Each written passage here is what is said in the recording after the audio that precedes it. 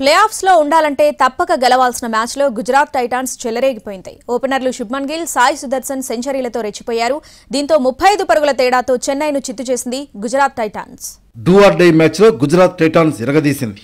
శుభ్మన్ గిల్, సాయి సుదర్శన్ వీరబాదులకు ప్రపంచంలోనే అతిపెద్ద స్టేడియంలో పరుగుల వరద పారింది.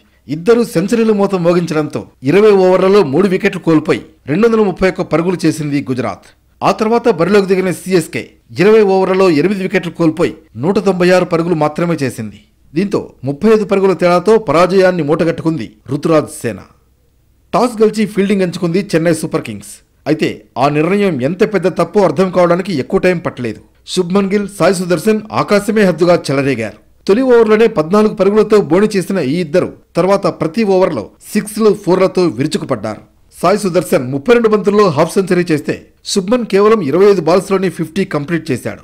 ఆ తర్వాత ఇద్దరు 50 బంతుల్లోనే సెంచరీలు పూర్తి చేశారు. సాయి సుదర్శన్ కు ఐపీఎల్లో ఇదే తొలి సెంచరీ కాగా గిల్ కు ఇది 4వ సెంచరీ. శతకం అవగానే సాయి సుదర్శన్ అవుట్ కావడంతో 200 పరుగుల రికార్డ్ భాగస్వామ్యానికి తెరపడింది. 232 పరుగుల టార్గెట్తో చేజింగ్ దిగిన చెన్నై సూపర్ కింగ్స్ కు ఆదిలోనే ఎదురు దెబ్బలు తగిలాయి. 10 పరుగులకే 3 వికెట్లు కోల్పోయింది. Rachin Ravindra 1, impact player Ajinkya Rahane 1, captain Ruturaj Gaikwad duck out గా పెవిలియన్ కు క్యూ కట్టారు. ఆ తర్వాత వచ్చిన అలీ, మిచెల్ ఇన్నింగ్స్ చక్కదిద్దారు. వీరిద్దరూ 4వ వికెట్ కు 57 బంతుల్లో 109 పరుగుల భాగస్వామ్యం నెలకొల్పారు. అయితే హాఫ్ సెంచరీలు పూర్తి కాగానే ఇద్దరూ అవుట్ అయ్యారు. ఆఖరిలో ధోని 11 బంతుల్లో 1 4, 3 6లతో 26 పరుగులు చేశాడు.